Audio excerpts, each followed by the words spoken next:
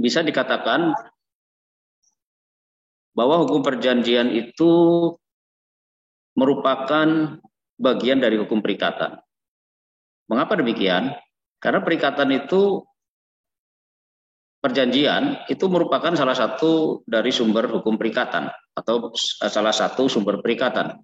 Nah, kalau dikatakan salah satu sumber hukum perikatan, berarti masih ada sumber lain di dalam hukum perikatan.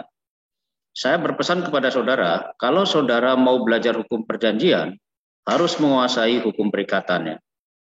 Dengan kata lain, bahwa hukum perikatan itu tidak bisa terlepas dengan hukum perjanjian. Karena salah satu yang dipelajari di Magister Hukum ini adalah hukum perjanjian yang merupakan sumber perikatan. Oleh karena itu, kita tidak boleh melepas dari inti mengenai perikatan itu sendiri. Nah, saudara, perlu saya kemukakan ya secara garis besar saja bahwa hukum perikatan itu merupakan hubungan hukum dalam lapangan harta kekayaan. Nah, kenapa orang terikat di sini atau Verbintenisrecht atau hukum perikatan? Jadi hubungan hukum yang yang diulas atau yang disampaikan atau yang dibahas itu hubungan hukum dalam lapangan harta kekayaan, bukan dalam hubungan yang lain. Meskipun saudara begini, hukum perkawinan itu juga masuk hukum perikatan, ikatan antara suami dan istri. Tetapi di situ tujuan akhirnya bukan menekankan kepada properti atau khusus dalam lapangan hukum harta kekayaan. Nah, dalam hukum lapangan hukum harta kekayaan ini, perikatan dalam doktrin mengatakan demikian. Nah, salah satu orang mengadakan perjanjian, terutama perjanjian dalam lapangan hukum harta kekayaan akan melahirkan perikatan. Nah, perlu saudara pahami bahwa rumusan perikatan itu tidak ada dalam undang-undang atau tidak ada dalam kitab undang-undang hukum perdata. Nah, jadi oleh karena itu, apabila sesuatu istilah tidak diketemukan di dalam peraturan perundang-undangan, kita harus lari kepada apa yang namanya pendapat para ahli atau doktrin. Beberapa para sarjana mengatakan, yaitu yang tadi saya sebutkan, terutama dari ahli hukum perdata Belanda seperti Profesor Pitlo, misalnya Brekel atau Volmar, dan profesor-profesor yang ada di Indonesia, Profesor Subekti, Satrio, dan lain-lain, itu menyebutkan bahwa hubungan hukum dalam lapangan harta kekayaan itulah yang namanya hukum perikatan. Nah, kemudian disambung lagi atau dilanjutkan bahwa hubungan hukum yang bagaimana? Di satu pihak ada hak dan di lain pihak ada kewajiban. Nah, jadi ini ya saudara sekalian, bahwa hukum perikatan itu merupakan hubungan hukum dalam lapangan hukum harta kekayaan di satu pihak. Ya, artinya kalau begitu ada dua pihak ini. Nah, pihaknya siapa? Nanti kita lihat. Ya, saya akan hanya mengulang. Sebenarnya ini belajar di S1. Secara dogmatik di S1 harus dikuasai. Namun di S2 kita lebih fundamental. Dua pihak itu siapa? Ya, jadi ada pihak yang mempunyai hak, ada pihak yang dibebani kewajiban. Nah, tentu saudara masih ingat ada istilah hukum yang sangat baku, dan dalam istilah hukum ekonomi juga demikian, itu yang dikatakan debitur dan kreditur. Ada yang mengatakan debitor, ada yang mengatakan kreditor. Bahkan ada yang mengatakan debitur itu sebagai istilah lain. Misalnya di dalam hukum disangkut pautkan dengan PLB itu obligor ya. Pernah dengar istilah obligor? Pernah mendengar nggak istilah obligor? Pernah ya? Ada yang pernah atau ada yang belum pernah mendengar istilah debitur atau obligor? Sama nggak debitur? Sama nggak debitur dengan obligor? Dalam satu sisi bisa sama, Pak. Sama obligor ya? Itu bank, biasa milik bank. Bukan, maksud saya gini, kita nggak usah bicara banknya dulu, tapi kita lihatkan di sini mengenai ada dua pihak ya. Yang satu itu dia mempunyai hak dan yang lain mempunyai kewajiban. Jadi pada umumnya saya katakan, kalau dikatakan debitur ya, itu adalah orang atau badan hukum yang mempunyai kewajiban. Karena dalam istilah asing dikatakan debt, dia punya hutang gitu ya. Tapi kalau dia sebagai kreditor atau kreditur, dia mempunyai hak untuk mendapatkan pengembalian piutangnya. Nanti tapi secara luas tidak demikian. Ini secara sempit ya, saya katakan secara sempit. Nah, jadi saudara sekalian, mohon dipahami, mohon dimengerti bahwa perikatan itu ya bicaranya antara debitur dan kreditur. Nah, ini penting. Ya, siapa debitur dan kreditur nanti kita lihat. Nah, jadi dalam hukum perikatan itu kita lihat unsur-unsurnya. Hukum perikatan, unsur-unsurnya kita lihat. Di situ ada hubungan hukum. Nah, hubungan hukum yang bagaimana? Ada hubungan hukum itu yang bersifat dapat dipaksakan. Nah, ya. Jadi kalau kita bicara hukum itu harus tegas. Jadi hukum itu harus bisa dieksekusi, kira-kira begitulah ya. Kalau hukum bicara soal hukum formal, artinya hukum ini adalah hukum yang bersifat hukum positif. Bukan yang bersifat moral atau sosial, ya. Tapi di sini sifatnya hukum itu dapat dipaksakan pemenuhan. Artinya apa? Ada kata, saya berikan contoh. Saya melakukan utang piutang dengan pihak perbankan, ya. Nah, ketika saya tidak bisa membayar hutang sesuai dengan yang diperjanjikan, dan saya telah memberikan jaminan berupa sebidang tanah yang dalam hukum pertanggungan hukum jaminannya disebut memberikan suatu jaminan atau agunan. Nah, tanah itu bisa dipaksakan ya, disita oleh pihak bank dengan cara prosedural tertentu yang sudah ditetapkan dalam perjanjiannya, ya, yang disebut dengan hak tanggungan, ya, menjadi jaminan tanah saya itu. Nah, itu saudara, itu yang dikatakan dengan dapat dipaksakan. Tetapi kalau hubungan hukum bersifat moral, sosial, saya mau janji beli bakso terhadap saudara, kalau saudara dapat nilai A, terus saya ajak gaji, terus saya cedera janji, kemudian saudara menggugat, itu ya kurang pantas, ya kurang layak, kurang patut, karena itu janji-janji bersifat moral atau sifatnya sosial. Tapi kalau ini hukum ini kan serius, ya. Nah, ini dalam arti yang sempit, nanti dapat kita perluas dan dapat kita elaborasi kembali mengenai hubungan hukum tersebut, ya. Nah, kemudian tadi saya sebutkan bahwa unsur-unsurnya itu dalam lapangan hukum harta kekayaan. Nah, artinya dalam lapangan hukum harta kekayaan ini memang khusus diatur kalau saudara belajar kitab Undang-Undang Hukum Perdata ketika di S1 itu di dalam buku 3 kitab Undang-Undang Hukum Perdata, ya. Jadi dalam kitab Undang-Undang Hukum Perdata itu mengatur tentang harta kekayaan. Ada perjanjian-perjanjian di situ dikemukakan. Nah, yang sifatnya mempunyai nilai ekonomis. Jadi orang berjanji, orang mengadakan kontrak, orang mengadakan suatu perjanjian, hubungan hukum apapun dalam lapangan harta kekayaan itu harus mempunyai nilai ekonomis. Jadi ukurannya itu dapat dinilai dengan sejumlah uang, ya, atau dengan prinsip-prinsip moneter, kira-kira begitu. Sifatnya mempunyai nilai ekonomis, dapat dinilai dengan uang. Bahkan segala sesuatu yang dapat dituntut pun dapat dinilai dengan uang, yang dahulu hanya prinsipnya adalah jual beli saja, tapi dalam harta kekayaan tidak demikian. Misalnya orang dituntut dengan pencemaran nama baik, tuntutan ganti ruginya itu berupa ganti kerugian sejumlah uang. Nah, jadi kerugian imaterial yang tidak terlihat atau kerugian yang tidak secara langsung, tapi saya merasa malu, saya merasa cacat, merasa sakit, ya, itu secara perdata ada hubungan hukumnya yang terjadi bisa dituntut, ya, atau dimintakan penggantiannya itu dengan sejumlah uang, berarti punya nilai ekonomis, ya. Tapi bukan dalam hubungan hukum keluarga, itu beda, ya. Saya rasa saudara waktu di S1 sudah mendapatkan pengetahuan ini soal hukum perikatan. Nah, kemudian tadi saya katakan unsurnya itu tadi antara dua pihak. Hubungan antara siapa? Pihak kreditur dan pihak debitur, ya. Jadi isinya itu tentang perikatan. Hubungan dua pihak antara kreditur dan debitur ini menunjukkan yang pernah saya berikan pada kuliah-kuliah awal dahulu, meskipun tengah-tengah saya tidak memberikan kuliah, ya. Ini merupakan dua pihak yang tidak terlepas, tidak bisa dilepaskan dari namanya hukum perikatan, ya, atau hukum perjanjian. Selalu bicara soal hubungan kreditur dan debitur. Nah, kemudian kita lihat lagi, ya. Saya stressingkan atau saya lebih tekankan kepada hubungan dua pihak, kreditur dan debitur. Ingat, perlu saya jelaskan, bukan hubungan dua orang, tetapi dua pihak. Kenapa dikatakan dua pihak? Karena bukan orang itu, ada pihak salah satunya itu bukan orang, bukan natural person. Tapi salah satunya itu badan hukum. Nah, jadi di situ lebih tepat kalau dikatakan pihak, bukan orang. Ya, coba saudara bisa memberikan contoh atau memberikan ilustrasi.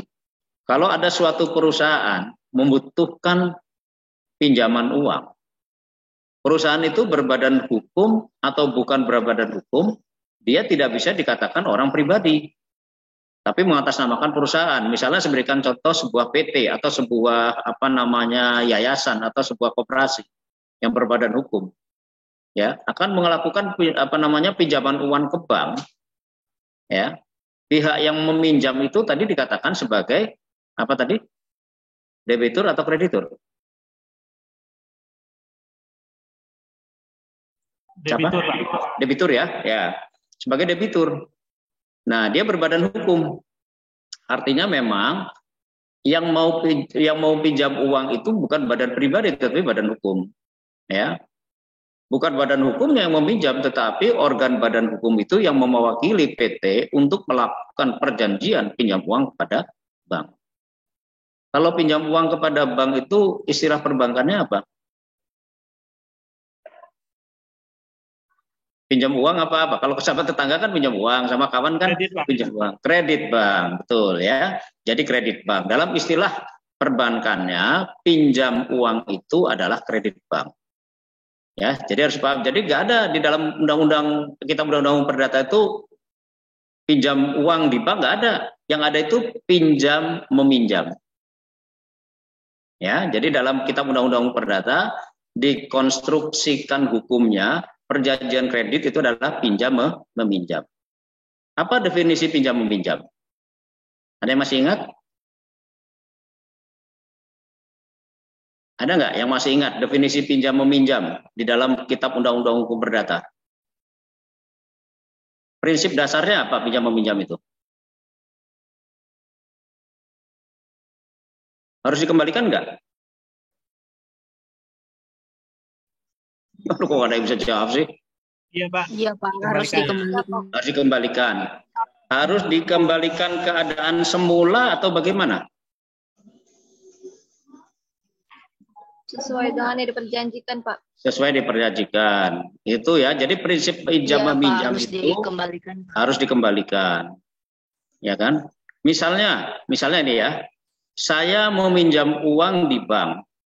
Ditanya oleh bank, Pak Fakih pinjam uang buat apa? Oh, saya buat bayar SPP anak saya misalnya ya. Misalnya ini ya. Kemudian ketika uang itu cair, uangnya tidak dibelikan SPP, tidak untuk bayar SPP, melainkan saya belikan kendaraan bermotor. Boleh apa enggak?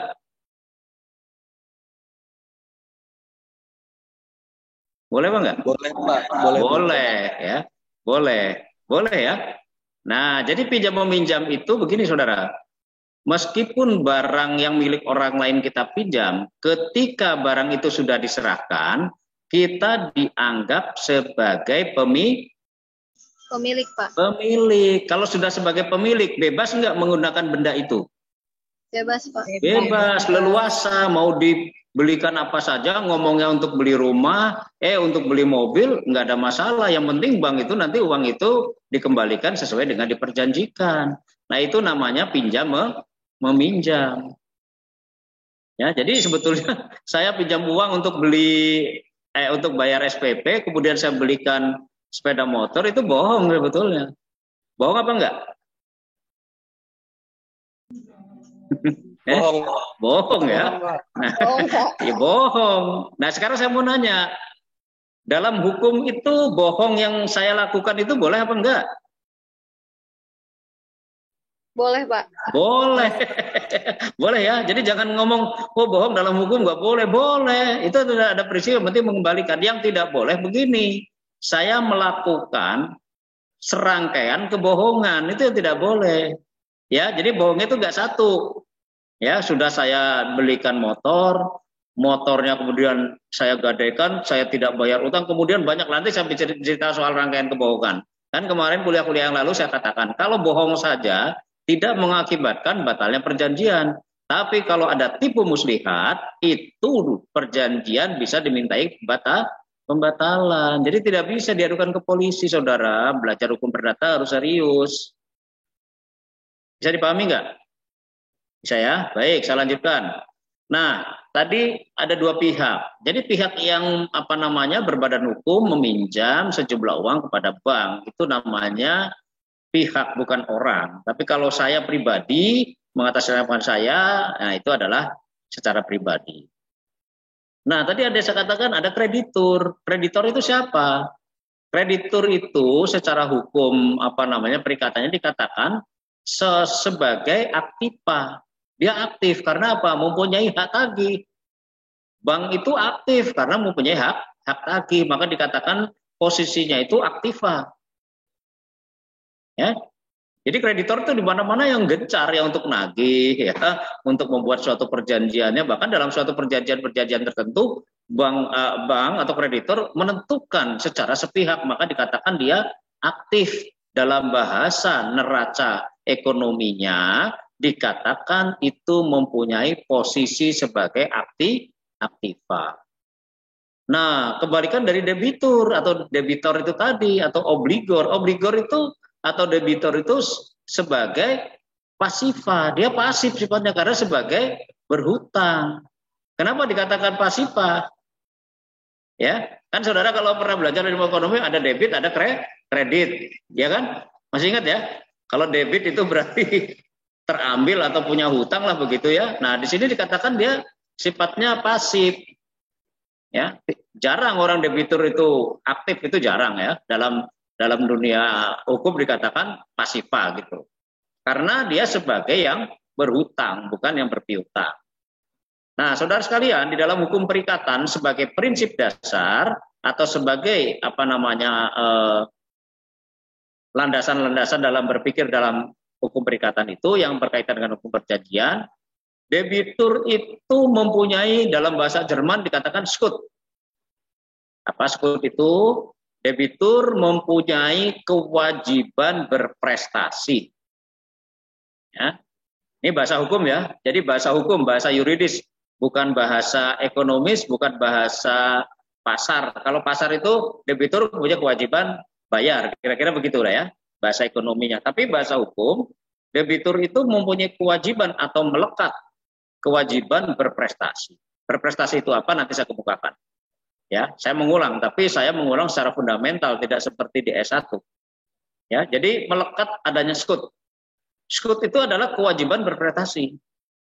Dan ini ya, saya ulangi lagi, di samping debitur itu mempunyai kewajiban berprestasi, tadi yang saya katakan bank PT itu karena utang di bank, dia punya prestasi, berkewajiban untuk melakukan pembayaran, dan dia mempunyai Haftung. Nah, Haftung itu apa? Haftung itu membiarkan hartanya atau harta kekayaannya diambil oleh kreditur sesuai dengan yang diperjanjikan. Bisa diikuti ya?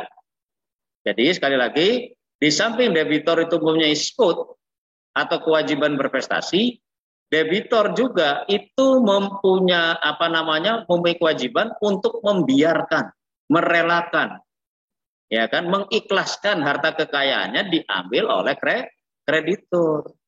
Harta mana yang diambil?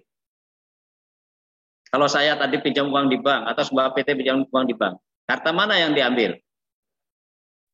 Harta yang menjadi jaminan. Harta yang menjadi jaminan atau agunan pada sebuah lembaga perbankan atau hal-hal yang lain. Ya.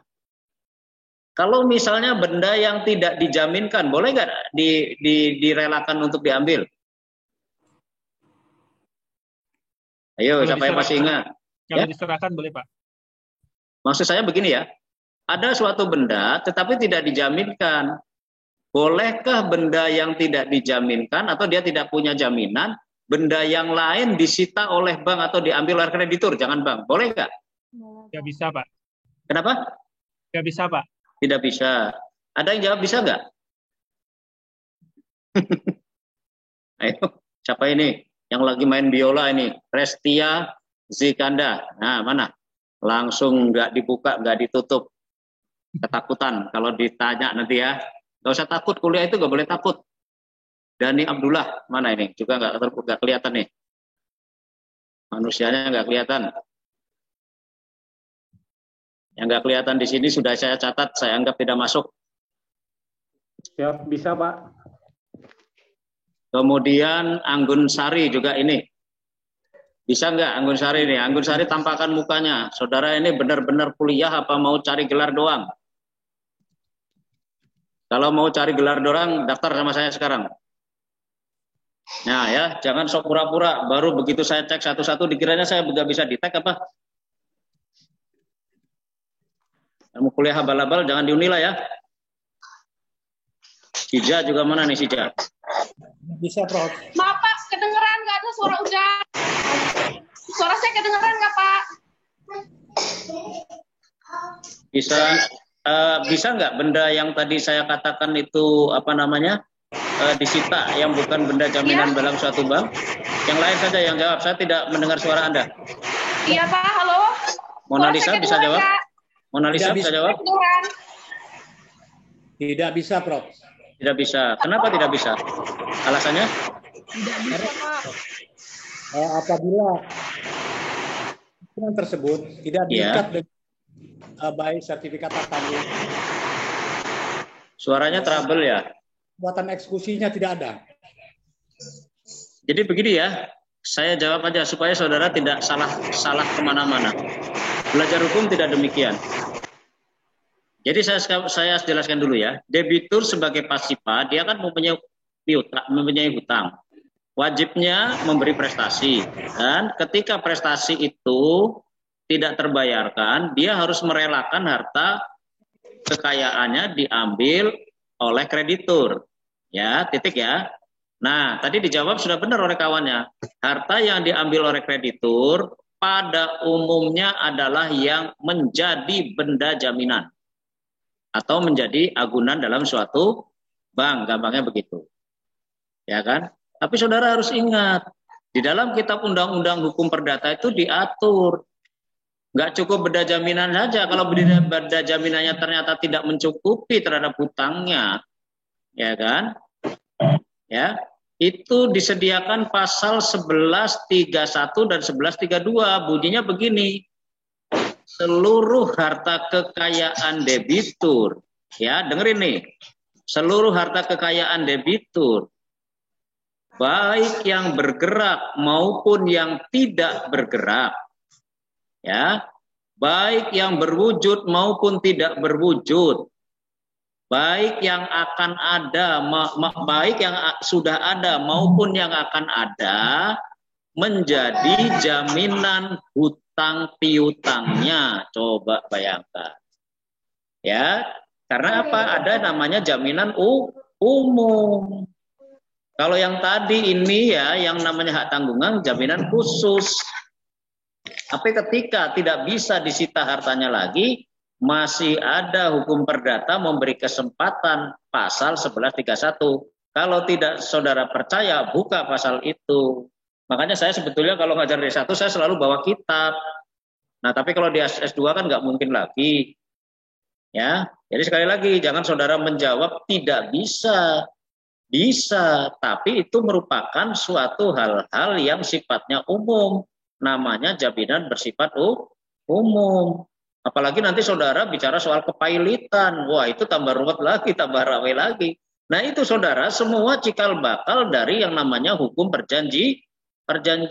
Jangan yang diapal kesepakatan, batalnya perjanjian, jangan itu. Tapi bagaimana ada suatu peristiwa hukum yang menjadi pedoman atau cara memecahkannya dengan cara hukum perdata. Oh begini. Nanti kalau saudara jadi bankir atau saudara punya perusahaan pembiayaan dan terjadi namanya perjanjian utang piutang atau perjanjian pinjam meminjam, pakai dasar itu. Ya. Nah itu bunyinya ya. Jadi dia apa? Mempunyai Schuld, sekali lagi dalam bahasa Jerman, dan mempunyai Haftung. Tapi begini saudara, ada Schuld tapi tanpa Haftung. Artinya apa? Ada kewajiban ya, tapi tanpa merelakan tapi tanpa ada jaminan. Contohnya begini. Ini contoh ekstrim ya, tetapi dalam undang-undang diatur. Ya. Contoh dalam permainan perjudian. Itu yang kalah ya, berkewajiban untuk apa? membayar kepada yang menang, iya kan? Iya apa enggak? Ya. Tapi boleh nggak yang menang menuntut menyita rumahnya, menyita sepeda motornya, menyita kursinya yang ada di rumah? Boleh nggak? Tidak, Pak. Tidak boleh, karena dalam perjudian itu ada sekut tapi tidak ada haftem. Kenapa tidak ada haftem? Karena hukum tidak akan menerima gugatan tentang perjudian. Hukum nggak ngatur judi gitu ya. Meskipun dalam masyarakat terjadi nanti gue sita loh. Ya motormu gue ambil itu urusan kebiasaan, bukan urusan hukum. Tapi secara prinsip itu tidak ada namanya haftemnya, tapi dia ada skut, ada kewajiban antar mereka saja. Tapi kalau dituntut di muka hakim atau di muka pengadilan tidak akan terjadi karena dia yang namanya ada skut tapi tanpa haftem. Sampai di sini bisa dipahami nggak? Walaupun kuliah ini sebetulnya nggak enak ya pakai Zoom, ya tapi gimana? ya gimana? Nanti kalau mau tatap muka masih belum sempat ya. Saya sendiri sebenarnya kangen kuliah ini nggak bisa terlalu maksimal ya, sayang ya. Saya juga tidak menyalahkan saudara kalau tidak bisa mendengar secara baik. Karena kalau melalui daring ini terus terang saja itu pasti tingkat kelemahannya banyak ya. Dan mohon maaf saya tidak kuliah itu dengan saudara saja. Saya kalau malam ya kuliah. Ya, tapi ya susah, nggak bisa menangkap sinyal segala macam, terjadi error, itu sudah pasti. Ya inilah teknologi, sehebat teknologi tetap pasti ada kelemahan. Namun tolong saudara pahami, tolong saudara sadari kondisinya begini ya diikuti saja. Baik ya, tadi yang namanya apa? Sekut tanpa haftem. Sekarang ada lagi, ada haftem tapi tanpa sekut. Nah sekali lagi saudara ingat dulu ya, haftem itu membiarkan hartanya disita oleh siapa? Kreditor. Ya kan? Oke ya. Haftung membiarkan harta kekayaannya disita oleh kreditor. Kalau sekut, kewajiban berprestasi, kewajiban membayar. Sekarang ada saudara sekalian, ada haftung tanpa sekut. Nah, ini apa ini? Ya, barang apa ini? Model konstruksi hukum yang mana? Jadi begini saudara ya, saya meminjam uang kepada bank, ya, saya meminjam uang kepada bank, ya. Uangnya diberikan kepada saya, tetapi saya tidak memberikan jaminan. Bisa diikuti ya? Saya tidak memberikan jaminan. Yang memberikan jaminan siapa? Yang memberikan jaminan adalah teman saya, Profesor Hamzah misalnya, atau Profesor Edi Rifai memberikan jaminan. Udah Pak Fakih saya tahu Pak Fakih itu nggak punya apa-apa. Nanti yang saya berikan jaminan rumah saya, tanah saya. Bisa nggak terjadi begitu? Boleh nggak? Boleh. Boleh ya? Boleh. Jadi pihak ketiga menjaminkan harta kekayaannya, menyerahkan sertifikatnya kepada bank. Ini loh, saya jamin utangnya Pak Fakih. Itu namanya apa? Pihak ketiga, dia membiarkan nanti kalau saya itu nggak bayar bank, atau saya macet kredit saya yang sesuai yang diperjanjikan tidak bisa membayar, tanah Pak Edi Rifai itu akan merelakan untuk disita oleh kreditur. Nah, tapi Pak Edi nggak punya kewajiban membayar tiap bulan. Yang punya kewajiban membayar tiap bulan cicilan di bank siapa? Bapak saya. Ya, saya ya. Nah, Pak Edi tapi harus rela ketika saya itu wan prestasi, Pak Edi harus merelakan harta benda berupa tanahnya itu dilakukan penyitaan oleh bank. Nah, itu namanya haftung tanpa skut. Ya, Pak Edi itu punya jaminan tapi tidak punya kewajiban untuk membayar. Nah, ini biasanya terjadi pada jaminan pihak ketiga untuk menjamin hutang seseorang atau hutang badan hukum. Supaya orang itu mendapatkan uang dari pihak perbankan harus ada jaminan. Misalnya dalam gadai atau hipotek atau tanggungan yang lain-lain itu bisa terjadi. Kira-kira bisa dipahami enggak? Kalau ada kasus bisa dipahami enggak? Ya, belajar di S2 harus bisa memecahkan persoalan-persoalan hukum. Ini karena kebetulan saudara belajar hukum perjanjian ya. Nah, di situ. Jadi harus paham nih. Jadi kalau ada kasus begitu, kenapa kok bank bisa menyita? Karena sebetulnya sudah ada perjanjian dari awal bahwa tanah yang saya jaminkan, Bang, ini bukan milik orang lain, tapi orang lainnya mana? Ini loh, dan berani menjaminkan. Nah, disitulah yang namanya ada hafteng tanpa stud. Nah, ya, baik, secara perlahan-lahan. Sekarang kalau begitu subjek perikatan siapa saja? Nah, tadi, ya, kita lihat subjek perikatan. Perikatan itu subjeknya, ya, tadi saya kemukakan, bolak-balik lah ya, supaya saudara tidak bingung. Kreditur, debitur, debitur, kreditur, udah gitu aja. Kreditur. Kreditur itu siapa? Tadi sudah saya kemukakan. Orang yang berhak suatu prestasi. Ya, sekali lagi, kreditur itu siapa? Orang yang berhak suatu prestasi. Prestasi itu apa? Ayo, siapa yang masih ingat? Gak apa-apa, jawab, gak apa-apa. Gak apa-apa, salah gak apa-apa. Gak saya nilai. Prestasi itu apa? Kewajiban, Pak. Ya, boleh dikatakan kewajiban. Ada juga, ada loh prestasi itu tapi nggak ngasih apa-apa, tapi saya diam saja. Ada nggak prestasi kayak gitu? Misalnya saya berikan contoh gini ya. Saya kerja di perusahaan restoran ternama. Nih ya, saya kerja di sana. Ketika saya bekerja, saya menandatangani surat perjanjian yang isinya prestasi saya, ya, kepada kreditur, ya. Ketika Anda bekerja di restoran saya, tidak boleh membocorkan resep makanan atau masakan-masakan yang ada di restoran sini. Ya kan? Nah, kewajiban saya selaku karyawan atau selaku debitur itu tidak boleh apa? Membocorkan rahasia ya kepada orang lain. Karena nanti rasanya orang bisa masak semua, nanti rasa sama pindah pelanggannya ya. Nah itu tidak boleh. Nah itu kalau saya melakukan, kalau itu tindakan aktif atau tindakan pasif? Pasif, Pak.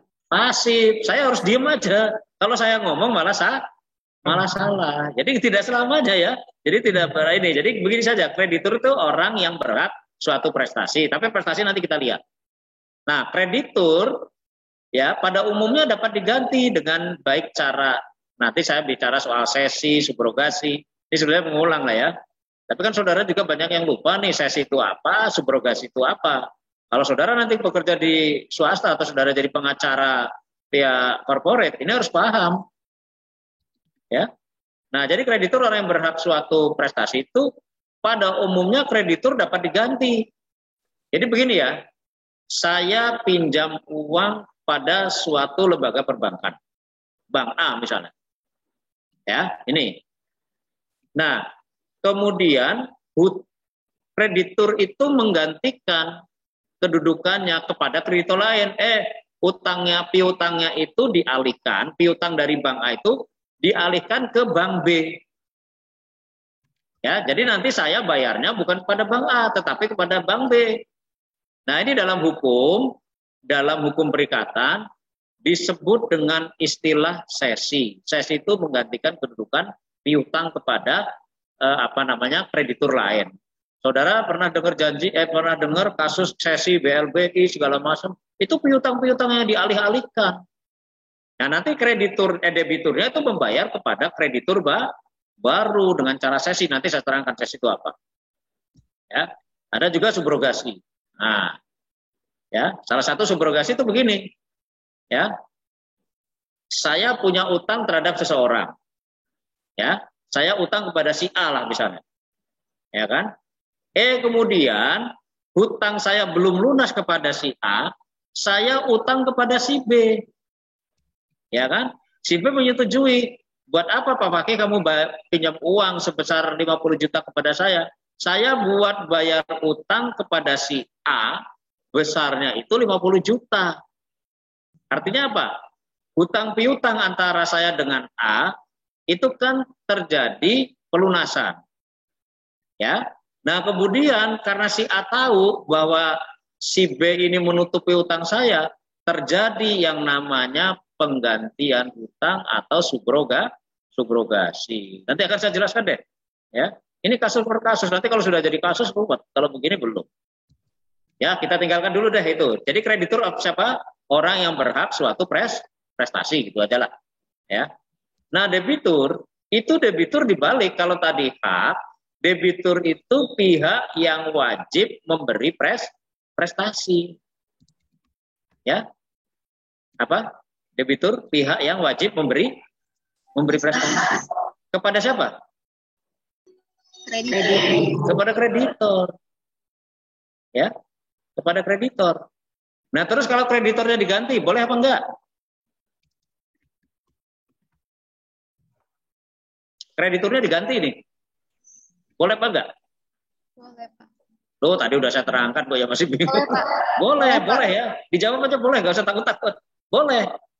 Yang jadi persoalan gini, debitur itu orangnya harus jelas, personnya harus jelas, harus tertentu. Nah, dibalik kalau kreditur tadi boleh diganti, kalau debitur tidak dapat diganti seenaknya tanpa persetujuan kreditur. Ya, coba bayangkan. Ya, jadi saya debitur nih. Ketika Pak Edi akan menagih saya diam-diam mengalihkannya kepada Profesor Akib tanpa ngomong ke Pak Edi. Terus Pak Edi kan nyari saya. Ya. Tapi kalau saya meminta Pak Edi tolong utang saya nanti yang bayar Prof Akib. Tapi itu sepanjang disetujui oleh siapa? Kreditur, Pak. Oleh kreditur, oleh siapa tadi? Oleh Prof Akib. Ya, oleh Prof Akib setuju dulu. Nah, tapi kalau di sini enggak, lain, kreditur bebas. Saya mengalihkan, nggak usah minta persetujuan kepada debitur.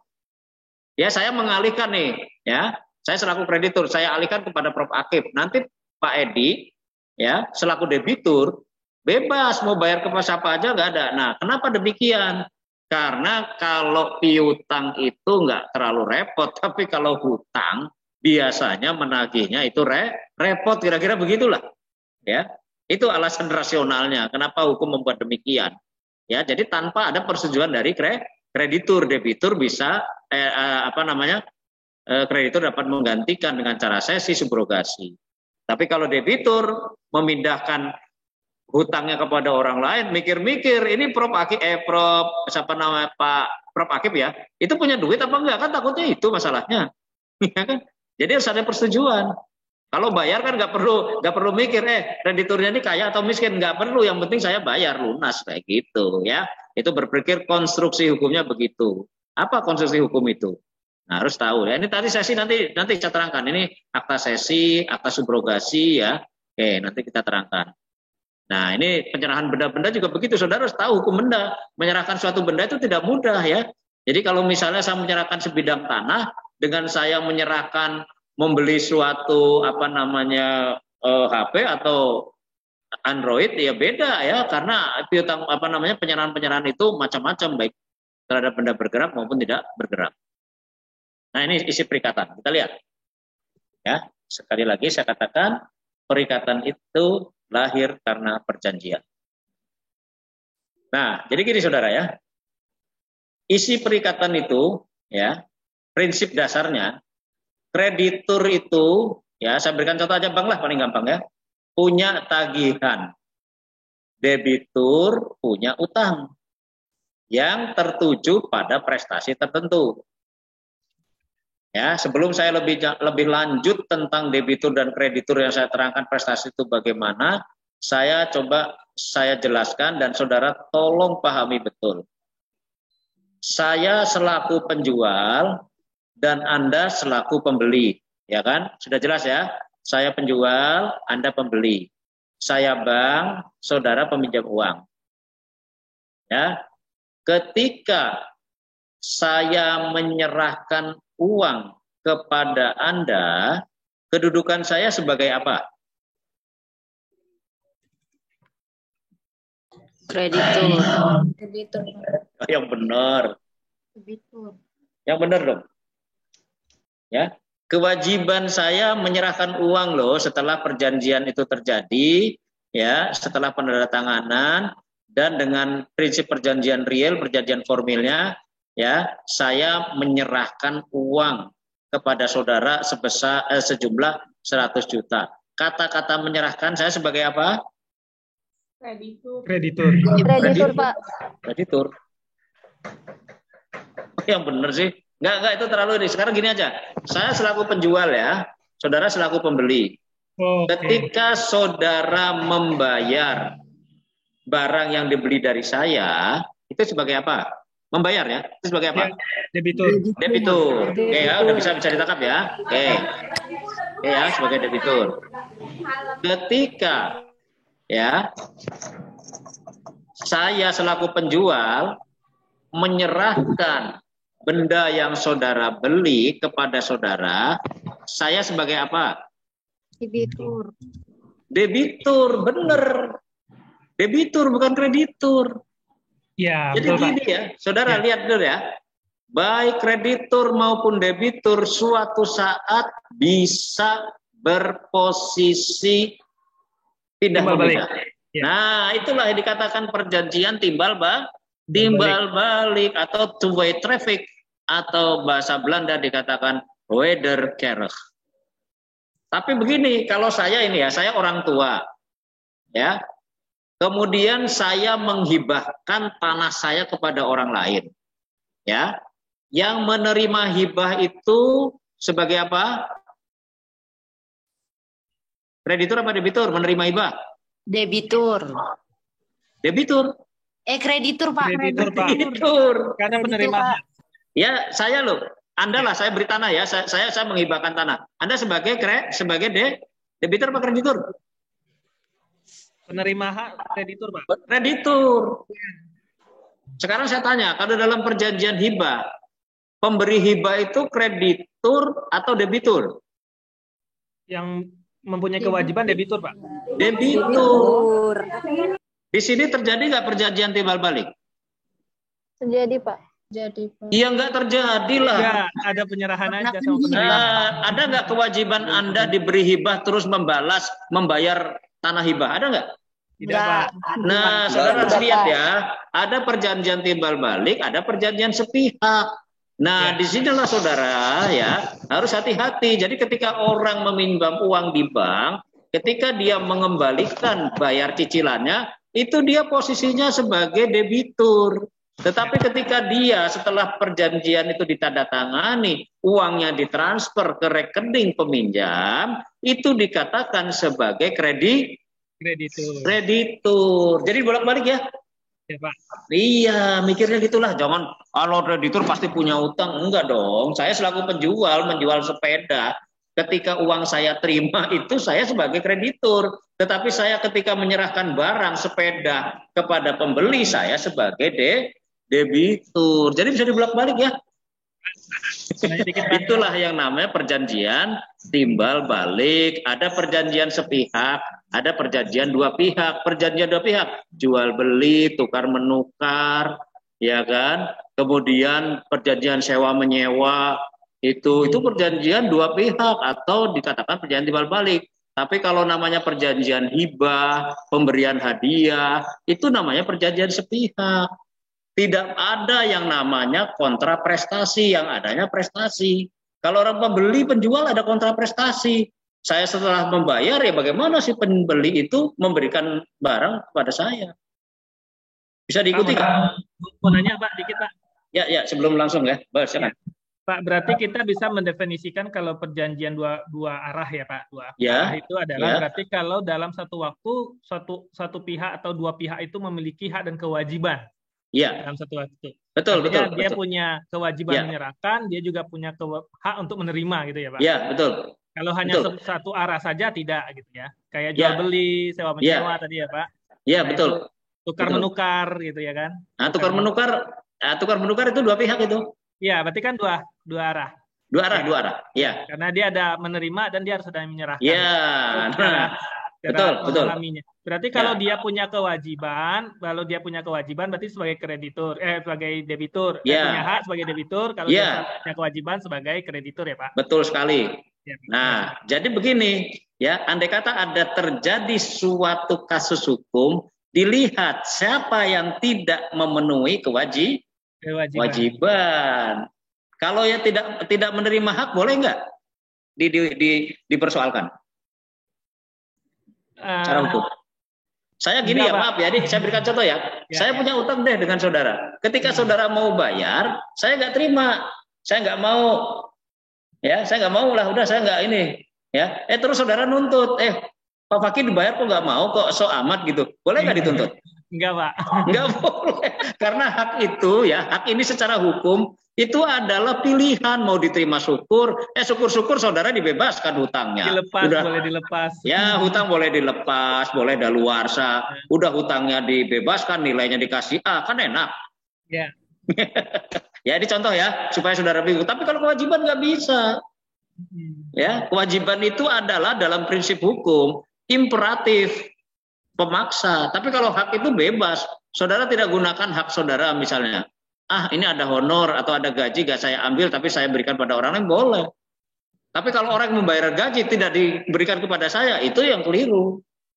Ya, jadi saudara pahami dulu ya, kreditur dan debitur jangan dipusingkan, waduh ini kok gimana, enggak. Jadi belajar hukum harus dilihat sisinya yang mana. Bank ketika membayar memberikan sejumlah uang sesuai dengan perjanjiannya misalnya 100 juta, dia harus transfer segitu. Kalau transfer belum ada dan belum diserahkan, belum terjadi perjanjian. Artinya apa? Di situ pinjam meminjam itu kalau barangnya belum diserahkan, belum terjadi perjanjian. Ngerti nggak maksud saya? Paham nggak maksud saya? Ya, kita udah mengadakan perjanjian di bank dengan bank, tapi uangnya belum ditransfer ya ke rekening saya sebagai peminjam. Atau ditransfer uangnya tidak lengkap. Sudah terjadi belum perjanjian perbankan, perjanjian kredit? Belum, Pak. Belum, Pak. Belum, karena prinsip dalam kitab undang-undang hukum perdata, nanti baca kitabnya ya. Pinjam meminjam itu terjadi ketika barang yang dipinjam diserahkan secara penuh dan diterima oleh peminjam. Diterima, kata-kata diterima apa? Sudah, berarti saya kalau sudah ada penyerahan dari bank, uang itu kan bebas. Tadi saya katakan, saya mau bayar SPP, ternyata saya belikan motor. Karena kedudukan apa? Kedudukan saya itu, waktu mau pinjam, saya belum punya uang. Ketika uang sudah diserahkan, saya sebagai pemilik penuh. Ingat 570 ke definisi hak milik. Hak milik itu hak terpenuh, hak leluasa untuk menggunakan bendanya. Asal tidak boleh bertentangan dengan ketertiban umum. Nggak boleh dong saya pinjam uang, ngomongnya untuk bayar SPP, ya, di samping beli sepeda motor, saya beli petasan, terus dar-dor, itu nggak boleh. Bisa diikuti nggak? Bisa ya? Nah, itu namanya. Ya, jadi supaya saudara, maksud saya menerangkan itu bukan apa, Pak. Jangan belajar hukum perjanjian secara ansih berdasarkan kitab. Tapi kalau tidak ada peristiwa hukum, bagaimana saudara mau tahu? Ini hal yang kecil, saudara. Nanti hal yang lebih rumit lagi banyak. Karena saya berikan contoh antara peminjam dan pinjam meminjam saja. Tapi yang lain-lain masih banyak ya. Nah itu. Nah tadi sampai mana? Saya juga lupa nih. Nah ini ya. Oh ini. Nah jadi gini ya. Ini ya. Jadi ini kreditur punya tagihan, debitur punya utang. Tapi saya berikan contoh, bisa timbal balik ya, bisa sebalik ya, karena itu bisa dibolak-balik. Jangan dikira kalau sudah debitur itu pasti, kecuali perjanjian sepihak atau perjanjian timbal balik tidak mungkin. Nah, sekarang bicara soal prestasi. Prestasi itu apa? Nah, ini tidak ada definisinya, tapi kita lihat dulu. Ya, dari berbagai keterangan saya nanti saudara bisa menyimpulkan definisi prestasi itu apa. Prestasi itu adalah objek perjanjian atau objek perikatan. Nah, prestasi itu tertentu. Jadi prestasi itu harus tertentu, dapat ditentukan. Pasal 1320 kan ada namanya syarat perjanjian bahwa syaratnya itu harus tertentu. Ya. Coba begini, saya berikan contoh. Ya, pasal 1333 itu. Paling tidak barangnya itu sudah dapat dilihat, dapat ditentukan. Coba saya begini ya. Saya selaku pemborong, ya. Kemudian ada orang meminta saya untuk membuatkan suatu bangunan rumah dengan model kekinian, minimalis lah kalau sekarang ya. Oke, ya. Kemudian saya selaku pemborong, ya, prestasinya utamanya apa? Prestasi utama saya selaku pemborong apa terhadap yang meminta membuat rumah? berbuat sesuatu, ya kan? Berbuat sesuatu apa? Ya memberikan prestasi yang jelas. Berbuat sesuatunya di sini, ya. Membangun rumah itu berbuat. Tapi membangun rumah harus jelas dong speknya, harus tertentu. Tanpa dijelaskan, tidak punya kekuatan apa-apa. Bagaimana modelnya, tempatnya di mana, ukurannya bagaimana, sampai ke detail gambar DED-nya harus diserahkan kepada siapa? Orang yang meminta bantuan saya untuk membuat suatu rumah. Nah, jadi prestasinya jelas. Jadi ketika tidak cocok nih bangunan ini, spek besinya yang harusnya 10 inch, saya buat 8 inch, ketahuan dari gambar yang diberikan sebagai prestasi dari saya kepada pemesan. Jadi prestasi harus tertentu, harus jelas, bahkan dapat ditentukan. Jadi oleh karena itu di sini disebutkan bahwa paling tidak barangnya harus tertentu. Nah, ya seperti perikatan, saya berikan contoh ini membangun rumah saja, dijelaskan, ya tidak punya kekuatan apa-apa, tanpa model diterangkan, ukurannya berapa, habisnya berapa, waktu pengerjaannya berapa. Nah, nanti lebih lucu lagi deh ya, ada ini cerita saja tapi nggak usah dijawab, ya.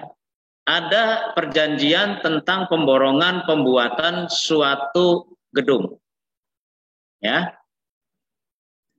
Antara siapa? Boleh dikatakan yang paling gampang lah bahasa pasarannya pemborong dengan pemberi pekerjaan, ya. Itu ya. Nah, apakah perjanjiannya cukup antara saya dengan pemborong? Cukup itu saja? Apakah pemborong tidak ada melakukan perjanjian lain dengan orang lain? Ada, Pak. Ya, sekarang gini, pemborong itu akan melakukan perjanjian lagi dengan orang lain, dengan karyawan atau orang yang membuat bangunan tersebut. Ya apa enggak? Ya, betul. Ya. Kemudian pemborong mengadakan perjanjian lagi dengan konstruksi barang, supplier bata, semen, pasir, besi. Dia mengadakan perjanjian lagi. Ya kan? Ini ruwet tadi. Nanti saudara belajar hukum perjanjian bener nih. Ya jangan hafal pasal doang nih. Nah, kemudian si pemborong ini mengadakan perjanjian lagi dengan tukang masak yang mengurusi masalah-masalah makanan pengerjaan bangunan. Ada 3 pihak lah di sini ya, jejer nih. Tapi saya nggak ada mengadakan perjanjian siapa-siapa lagi kecuali dengan pemborong. Ya kan? Nah, suatu ketika contoh saja, nanti bisa dipecah kaca, akan berikan tugas pemecahan kasus saja. Suatu ketika, ya kan, si pemborong ini mengadakan perjanjian dengan pekerja-pekerjanya atau buruh-buruhnya ini, ya dengan pembayaran yang sudah ditentukan, dengan pembayaran tiap minggu. Ya, minggu ketiga, minggu keempat itu lancar, minggu keenam, ketujuh tidak dibayar. Nah, tidak dibayar oleh siapa? Oleh siapa? Oleh pemborong. Oleh pemborong, ya. Nah, oleh pemborong. Kemudian si pekerja ini tahu, waduh saya udah 2 minggu, 3 minggu nggak dibayar, Pak. Pertanyaannya, dapatkah ya si pekerja atau buru-buru bangunan itu tadi menagih kepada saya? Enggak. Nggak bisa ya, karena nggak ada hubungan hukumnya ya. Ada. Nggak ada. Oke, sekarang saya bertanya lagi. Oke, ini menarik ini. Ya, walaupun melalui Zoom tapi sudah harus bisa deh. Ya, nggak ada hubungan hukum ya. Ya. Karena perjanjian hanya mengikat kepada pihak-pihak yang membuatnya. Oke, sekarang begini. Ternyata saya ini ya punya utang juga 3 minggu tidak membayar kepada pemborong. Lihat ya, dengarkan dulu. Ternyata saya juga punya utang ya, belum membayar gaji pemborong ini selama 2 bulan misalnya. Nah, itu ya. Karena si pemborong ini ketakutan oleh pekerja-pekerja ini kabur. Nah, ya, ini ceritanya ya, kabur. Nah, pertanyaan lebih lanjut. Saya punya utang kepada pemborong. Pemborong punya utang kepada karyawan. Karyawan nagih kepada saya. Secara hukum boleh enggak si karyawan itu menagih kepada kepada saya selaku pemberi kerja. Hutang saya kepada pemberi kerja itu misalnya 100.000, ya. Kemudian hutang pemborong kepada pekerja 200.000. Boleh nggak saya ditagih oleh pemborong? Kalau oleh pemborongnya boleh, cuman kalau sama karyawan pemborongnya nggak boleh lah Pak. Ya kan pemborongnya tadi kabur. Nah sekarang yang rugi itu pekerja. Udah 3 minggu nggak dibayar. Yang saya tanya, apakah pekerja boleh menagih langsung kepada saya? Bisa Pak. Bisa. Boleh. Dasarnya apa? Dasarnya karena dia sudah menyerahkan kewajibannya Pak. Oh ya enggak dong. Tidak bisa Pak. Apa dibuat PR aja, nanti saudara saya nilai ini beneran, nanti saudara bisa tanya ke internet. Boleh Pak, boleh Pak. Boleh ya, nanti saudara bisa tanya Google, tanya pasal, tanya ahlinya, tanya pengacara, atau tanya-tanya siapa, boleh, nggak apa-apa, saya akan nilai.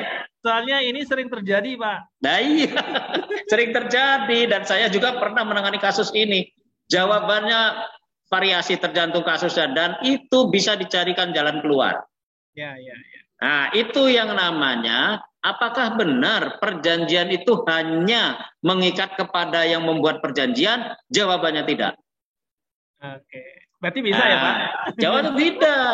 Karena apa? Secara prestasi dari pihak yang antara pemborong dengan pekerja, ini ada namanya prestasi belum dipenuhi. Tetapi si pemborong juga ini berat, tidak bisa memberikan pemenuhan prestasi 200.000 ini karena 100.000-nya belum diberi oleh siapa? Pemberi kerja. Di sini nanti adanya substitusi, tapi tidak semua. Cari pasalnya nanti ada ketemu. Nggak mungkin nggak.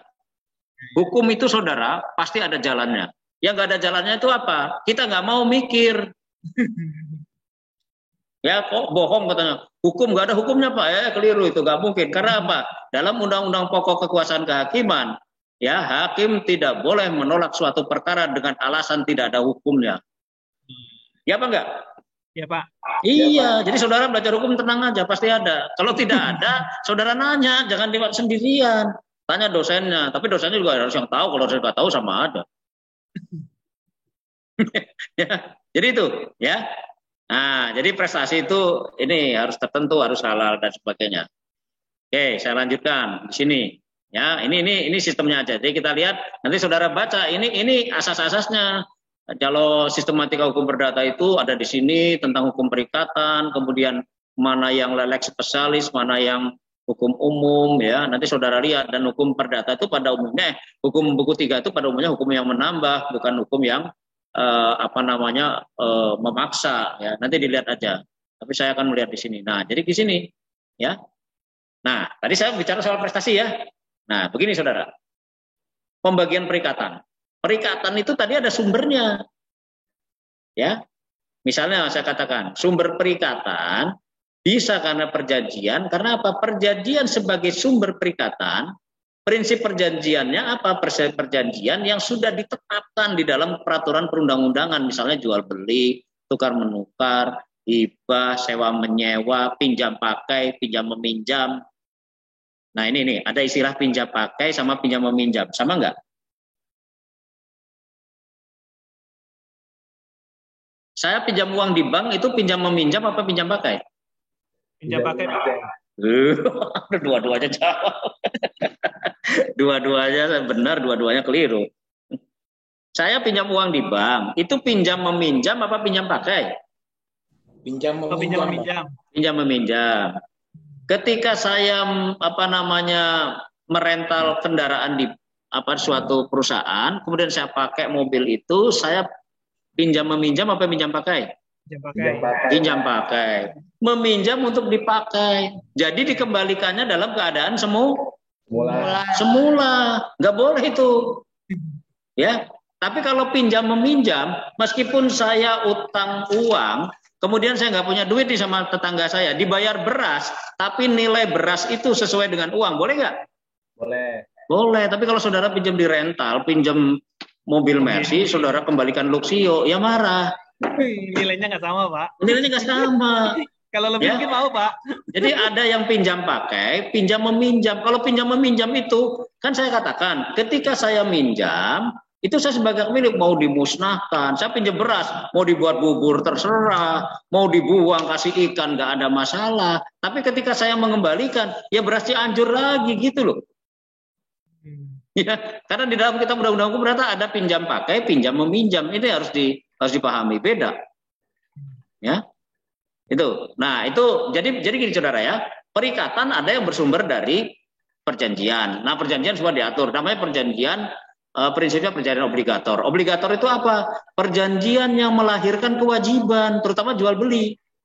Ya, begitu sepakat, itu ada kewajiban lain, menyerahkan barang, membayar uang. Ketika benda itu belum diserahkan, harga belum dibayar, belum terjadi perjanjian, meskipun saudara sudah sepakat. Itu loh. Ya. Nah, kalau perjanjian ya, saya menyerahkan sebuah kendaraan yang saudara beli, misalnya sepeda motor. Ketika saudara terima motor itu dan ketika saudara terima motor dan saya sudah membayar, saudara kan bisa menikmati itu motor itu. Ya kan? Ingat, saudara bisa menikmati. Posisi saudara sebagai apa di situ? Pemilik atau apa? Ketika barang sudah saya serahkan. Pemilik, karena perjanjian jual beli prinsip hukumnya memindahkan hak milik. Tapi kalau saya menyewakan tanah saya, saudara mendirikan rumah di situ berdasarkan suatu perjanjian yang pas, ya. Terus saudara gali sumur apa-apa nggak ngomong saya, ya. Saudara sebagai pemilik atau penikmat? Maksudnya pemilik penikmat? Enggak, maksudnya barang itu saya sewakan ya, rumah tanah itu saya sewakan pada saudara. Tapi saudara bikin rumah, sesuai diperjanjikan boleh bikin rumah, bikin kolam, terus bikinlah segala macam lah ya. Karena sewanya lama itu, saudara saya berikan sewa 10 tahun ya. Nah, saya mau nanya, saudara itu menggali tanah, membuat rumah, itu sebagai pemilik atau penikmat benda? Penikmat, Pak. Penikmat. Jadi saudara tidak ada transfer of ownership, tidak ada yang nanya perpindahan hak milik. Saudara hanya menikmati sementara dengan kebebasan yang terbatas. Itu sewa menyewa. Ya, jadi kalau namanya sewa beli sewa, motor mobil itu yang namanya orang katakan leasing itu terbatas. Sebenarnya saudara belum bisa ngejual, belum bisa mengganti, belum bisa. Prinsip hukumnya gitu, itu prinsip hukum. Tapi prakteknya begitu? Tidak. Enggak, prakteknya bebas, bahannya mau dijual, bahannya mau diganti ban kecil, klaksonnya dihilangin, itu masa bodoh. Ya kan? Prakteknya. Jadi saudara harus lihat. Tapi prinsip hukum nggak boleh, karena apa? Kedudukan beli sewa itu memang meskipun dia sebagai pembeli nantinya, saat ini dia sebagai penyewa. Penyewa itu tidak boleh leluasa, kecuali disetujui oleh pemberi sewa. Pak, saya paku ya, saya beton ya, itu boleh asal izin. Ya, kalau genteng-genteng bocor nggak usah izin ya, saudara yang benerin dong.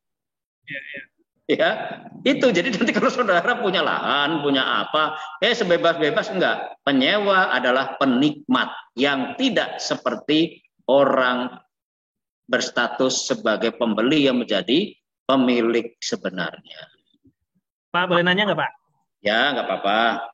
Silakan. Kalau dari sewa menyewa bangunan misalkan, Pak. Nah, sewa menyewa bangunan itu kadang-kadang orang awam nih, Pak, dalam klausul kan tidak menyebutkan secara detail apa yang bisa dilakukan ya, Iya, Pak? Betul. Contoh misalkan kayak renovasi, Pak. Kan nggak disebutkan detail seperti apa, Pak. Iya. Jadi, tapi secara common umum, si penyewa boleh merenovasi selagi tidak merubah bentuk utama dari bangunan. Betul. Ya, bisa kita pasang partisi segala macam. Ya, betul ya. Nah, itu sebenarnya kan kalau waktu kita menyerahkan kan harus kita singkirkan kan, Pak. Kita kembalikan ke posisi semula gitu. Ya. Nah, biasanya kan suka ditinggal tuh, Pak. Nah, suka ditinggal. Nah, waktu penyewa awal kan minta tidak sesuai tuh, Pak. Penyewa berikutnya gitu ya. Ini nggak sesuai nih. Nah, itu sebenarnya kewajiban yang menyelesaikan bentuknya itu penyewa sebelumnya atau pemilik, Pak? Ya, jadi begini. Ya, ini sampai yang terjadi ya, banyak di mana-mana di masyarakat. Jadi begini, Pak ya. Perjanjian sewa menyewa itu begini, diukur, dilihat dari perjanjian awal. Misalnya konstruksinya, ketika saya menyewa, saya akan mendirikan bangunan ini. Disetujui ya misalnya, ya kan? Oke, baik. Nah, ketika ya, bangunan itu justru memberi manfaat, ingat, memberi manfaat kepada penyewa, itu tidak ada masalah. Ya. Nah, tetapi sebaliknya, saudara membuat konstruksi, ya, saudara selaku penyewa dari rumah saya, saudara bikin jemuran yang tinggi banget sehingga sebelahnya nggak bisa lihat lagi pemandangan. Nah, secara kepatutan tidak memberikan manfaat bukan kepada saya saja, kepada tetangga sebelah. Nah, ini tidak boleh. Satu, memberi manfaat itu maksudnya begini, saya tidak keberatan. Ya, jadi nyewa itu jangan dipikirin kepada saya saja, tetangga sebelah juga harus dipikirin karena Anda melanggar hak subjektif orang lain. Jadi dia tidak nikmat lagi, biasanya dia duduk-duduk di atas loteng, ketika ketutupan saudara anginnya nggak masuk. Nah, ini tidak diizinkan karena sebagai penikmat itu selama diizinkan ya silahkan. Ya, paham nggak? Ya. Nah, sekarang konstruksinya saya balik ya. Coba, ini supaya saudara itu merdeka belajar. Ya, Pak. Setelah saudara sewa, ya kan? Kemudian saudara nyewa misalnya 3 tahun, ya. Sudah berjalan 2 tahun, ada pembeli datang. Ya, baru 2 tahun nih, belum 3 tahun datang. Ya. Datang pembeli kepada saya, Pak, rumahnya gimana kalau saya beli? Tapi saya bilang, masih ada yang nyewa. Nggak apa-apa, Pak, saya pengen rumah itu, memaksa. Ya kan? Nah, terjadilah transaksi, sehingga terjadi pembayarannya 1 miliar. Saudara nggak tahu kalau rumah itu sudah dijual oleh pemilik. Saudara tetap enak. Pertanyaannya, apakah perjanjian sewa menyewa itu putus karena ada perjanjian jual beli? Tidak, Pak. Tidak. Ya, karena ada prinsip, ada asas dalam bahasa Belanda dikatakan kop hin huur, perjanjian jual beli tidak memutuskan sewa menyewa, tidak merusak sewa menyewa itu. Nah, jadi Anda tetap aja tenang. Tapi kalau terjadi penyerobotan, yang beli terus, wah gimana? Enggak bisa, ya. Jadi tuntutannya bukan kepada penyewa, tetapi kepada si penjual. Timbul masalah lagi nih, ya. Ketika sudah 3 tahun saudara lepas, pembeli masuk, jret, ya kan? Masuk nih, udah aman, saudara udah pindah, saudara nggak menyewa lagi, ya. Pembeli masuk, karena itu lahan luas, ada tumbuh-tumbuhan. Saudara waktu itu saudara tanami apa-apa dengan izin saudara, tanami buah mangga, tanamin apa, pokoknya menghasilkan dan itu sangat menggiurkan. Si pembeli masuk kok sudah enak. Ya, bisa diikuti ya. Pembeli masuk udah enak nih, tinggal metik, tinggal segala. Ya kan? Saya nuntut kepada si pembeli baru itu. Saya kan nggak jual buah mangga, pohon mangganya. Saya kan tidak jual kolamnya. Ikannya buat saya dong. Kemudian mangga-mangganya buat saya dong. Ya, karena saya bilangnya menjual rumah ya berikut tanah. Ya kan? Ingat ya, tanah berikut rumah atau rumah berikut tanah. Begitu panen hasil yang saudara tanam itu, kok saudara tidak mempersalahkan, tapi saya mempersalahkan pada si pembeli baru itu.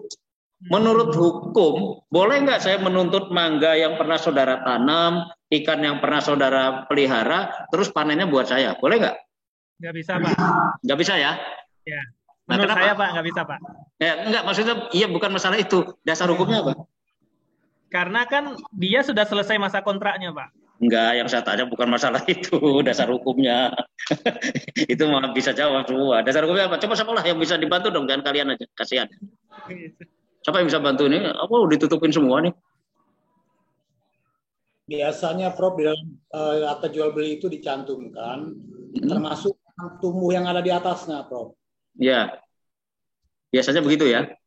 Ya, Prof. Ya, sekarang kalau tidak biasa secara konvensional aja lah, orang kampung lah, orang seperti saya lah. Pokoknya saya menganggap udah ini saya jual semua, tanah berikut rumah. Tanah ya, ingat ya, tanah berikut rumah. Kalau tanah itu menyatu dengan apa aja sih? Kalau di atas tanah itu berarti tumbuh apa aja? Banyak tumbuhan, Prof. Tumbuhan. Di dalam hukum, ya saya ulangi ya, di dalam hukum benda, ya itu ada istilah net tricking, ikutan. Kalau saya jual tanah, kemudian di situ ada pohon kelapanya, ada pohon mangganya, terus saya nuntut, kelapanya nggak bisa jual dong, pohonnya kembalikan. Tidak bisa, karena salah satu untuk mendapatkan hak milik itu melalui net tricking, ikutan secara alamiah. Ada pasalnya, nanti saudara cari. Jadi saya selaku penjual tidak bisa menuntut, bukan karena itu ada ikan, ada pohon mangga yang ditanam oleh penyewa sebelumnya dan baik sama saya, dia kalau ini kirim terus saya nuntut, nggak bisa dong, itu kembalikan, nggak bisa. Itu ada dalam bahasa yuridisnya net tricking, ikutan. Ya sama aja lah saya menjual sapi kepada saudara, tiba-tiba sapinya bunting, kemudian 3 bulan kemudian melahirkan, terus nuntut, saya kan nggak jual ibunya, saya jual anaknya, saya kan jual ibunya, sini dong. Nggak bisa, itu secara alamiah namanya net tricking, ikutan. Paham nggak? Prof, net tricking itu bisa kita siasati nggak, Prof? Kenapa? Net tricking itu bisa kita siasati nggak, Prof? Oh iya bisa, alamiah itu. Prof, saya ada case begini, Prof, sama kayak itu. Kita melakukan menyewa tanah. Menyewa tanah selama 25 tahun. Kemudian kita tanamin buah-buahan, Prof. Jadi dalam perjanjian itu bisa diperpanjang, Prof. Gitu loh. Nah, ternyata si pihak pertama memang bisa diperpanjang. Ternyata sampai masanya habis, dia nggak mau perpanjang, Prof. Sehingga tanamannya kita pindahin. Kebetulan memang ditanam itu udah rancang, kalau seandainya putus, kita pindahkan tanamannya. Gitu. Boleh nggak, Prof? Nah, saya tanyakan begini, sepanjang kan tidak diperjanjikan, tanaman-tanaman itu melekat kepada secara alamiah, gitu loh, ya kan? Kan tadi ada yang katakan tadi, nggak bisa Pak, karena udah diperjanjikan. Ya betul, itu nggak salah, tapi sepanjang tidak diperjanjikan, kalau diperjanjikan, saya jual ya, tapi kalau Anda tidak perpanjang, tanaman-tanaman yang masih muda ini saya pindah, boleh nggak? Kalau dia mengizinkan nggak ada masalah. Tapi secara hukum alamiah, naturloh-nya, ya perikatan alamiahnya, bahwa tanah ini ada ikutan-ikutannya. Ketika digali, misalnya orang itu membuat septic tank, ketemu emas, apa saudara nuntut emas dikembalikan? Nggak mungkin, nggak bisa, itu udah pembeli itu. Nah pembeli kenapa? Dari dulu saya nggak buat septic tank di situ aja gitu loh. Ya ini hukum yang ringan-ringan ya. Enggak, saya ngajar gini nih, saudara ngerti apa enggak sih? Justru nanyain biar nyambung, Prof. Ya, bagus. Ya, yang penting gini. Yang penting begini. Satu persoalan, saudara bisa memecahkan dengan beberapa perspektif. Dan itu ada pemecahannya. Hukum itu kan cari pemecahan. Ya, hukum itu cari jalan loh. Hukum itu jangan saudara berhenti, enggak bisa karena nggak diperjanjikan. Nanti dulu, kalau tidak diperjanjikan, berlaku ketentuan undang-undang yang sifatnya pemaksa. Itu karena hukum perdata itu gini ya, ketika tidak diperjanjikan ya berlaku kitab. Ingat ya, gini ya, saya selaku penjual di dalam undang-undang itu mengatakan kewajiban penjual itu menanggung biaya penyerahan barang sampai di tempat tujuan pembeli. Ini kewajibannya ya. Nah, tapi kewajiban ini sifatnya tidak mutlak sepanjang diperjanjikan. Ternyata si penjual ini keberatan karena rumah saya itu di Raja Basa, saya belinya di Teluk Betung, ongkos untuk ke Raja Basa nggak sesuai dengan harga lemari yang saya beli. Jadi kalau gimana Pak Fakih nyumbang deh 50.000, saya 50.000 kasih supirnya. Saya ngotot, nggak bisa kan ini kewajiban pembeli. Nah, kalau ngotot-ngotot gitu, nah, disinilah hukum perdata menyediakan hukumnya, gitu loh. Nanti saudara baca nih ya, yang disistematikan ini, sebentar ya. Nah, di sini nih. Jadi di sini, ya. Jadi apa? Ketentuan umum dengan asas kebebasan berkontrak, misalnya menyimpang dari perjanjian, boleh saja, tetapi harus tunduk kepada ketentuan-ketentuan semula. Ya kan? Bisa dipahami nggak? Bisa ya? Berarti tadi Pak, pas menyewa tanah untuk menanam sesuatu, misalkan 25 tahun, kemudian dalam perjanjian kita masukin klausul, jika tidak perpanjang, maka tanamannya kita pindah, tuh boleh ya, Pak? Boleh, asal disepakati. Ya, Pak. Dan seandainya si pemilik tanah tidak mau memindahkan, maka dia akan memberikan uang ganti rugi atas pohon-pohon tersebut. Ya, bisa. Asal prinsipnya hukum gini ya. Prinsipnya hukum perdata itu sepanjang dia sepakati ada kerelaan, ada tidak keberatan. Nah, itu bisa dipaksakan upaya itu. Tapi kalau dia sudah merelakan, menyepakati di tengah jalan atau di akhirnya dia justru tidak sepakat, nah itu menjadi tuntutan gitu loh. Kalau dia sepanjang merelakan membebaskan nggak ada masalah. Ya, nah itu, oke. Paham ya? Oke, jadi itu. Jadi prinsipnya itu ya. Nah, prinsipnya itu perjanjian obligator melahirkan perikatan. Nah, yang kedua berdasarkan sumber. Nah, tadi berdasarkan perjanjian dari perikatan ada bersumber perikatan pada undang-undang. Nah, ini nanti dalam pelajaran yang lain. Jadi ada perikatan yang lahir dari perjanjian yang kita pelajari sekarang yang nantinya akan bersumber kepada undang-undang bahasa 1354, 1365. Ini bicara begini, orang terikat karena ada aturan. Misalnya ya, dalam 1354 ini namanya Zakwarnemeng. Saya punya tetangga. Ya, maaf ini zaman dulu tapi ya. Tetangga saya pergi ke kampus lupa mematikan listrik atau mematikan air, ya, atau mematikan kompor lah ekstrimnya begitu. Nah, kewajiban saya selaku tetangga, saya mendobrak rumahnya karena ada asap, saya matikan kompornya, menyiram air, nah kemudian saya bersihkan, saya bereskan, semua saya berusaha semaksimal mungkin sekuat tenaga saya, ya, kemudian saya tinggalkan. Saya tinggalkan tapi saya masih di rumah, nggak pergi, saya nggak ke kampus. Masih ada asap mengepul. Ya kan? Masih ada asap mengepul. Terus saya diam saja. Menurut hukum boleh nggak? Nadia, Ayu, Sandra. Ngomong sama siapa dia? Kuliah daring enak ya, bisa ngobrol sama anaknya, ngobrol sama suaminya, ngobrol sama siapa. Coba Nadia, pertanyaan saya terdengar nggak?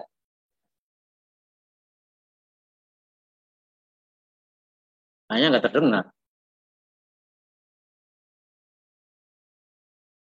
Terdengar nggak Nadia? Saudara ikut kuliah nggak?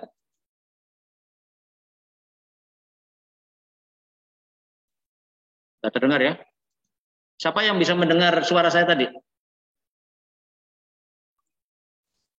Prof. Ada yang bisa mendengar? Iya, Prof. Iya ya, bisa ya. Tapi si Nadia tadi nggak bisa dengar. Ini saya catat ya, Nadia tidak terdengar. Nih, buktinya saya catat. Ini saya tahu nomor NPM-nya, udah tahu. Jangan dikira saya nggak bawa buku daftar hadir ya.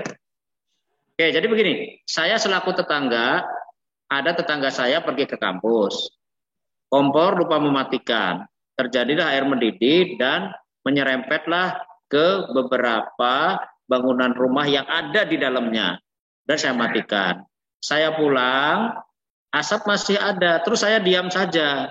Menurut hukum, bolehkah saya diam saja, tetapi di situ ada lagi percikan-percikan api yang tidak saya matikan lagi. Boleh nggak? Tidak boleh. Tidak boleh ya? Orangnya nggak tahu loh, saya nggak izin sama orangnya juga nggak tahu. Ya kan? Artinya kalau saya diam aja boleh dong? Boleh, Pak. Boleh ya? Boleh. Tapi hukum tidak mengatakan begitu. 1354 itu begini. Sekali saudara berbuat, sekali saudara menolong, saudara harus melakukan pertolongan itu secara tuntas dengan catatan sepanjang saudara mampu. Paham? Paham, Ya? Pak. Dengan catatan sepanjang saudara mampu. Nah kalau saya tidak mampu, misalnya saya sakit, nggak bisa jalan, terus saya memaksakan diri, malah sayanya kesiram api, ya itu yang salah. Tapi saya masih gagah bisa menyiram air, saya bisa nelpon pemadam kebakaran dan sebagainya. Itu yang namanya Zakwarnemeng, wakil tanpa kuasa. Baca di pasal 1354. Ketika saya melakukan sesuatu tanpa persetujuan orangnya, tanpa diketahui orangnya, saya harus melakukan perbuatan itu secara tuntas. Tadinya tidak ada perikatan, gara-gara saya menyiram air untuk mematikan, jadi timbul yang namanya perikatan. Ya, masih panjang itu. Jadi hukum bertetangga itu, saudara. Prof, Hukum itu udah ngatur. kalau dibiarkan ternyata kebakarannya makin lebar, saya bisa kena dong. Bisa kena karena Anda sudah pertama melakukan apa? Pertolongan.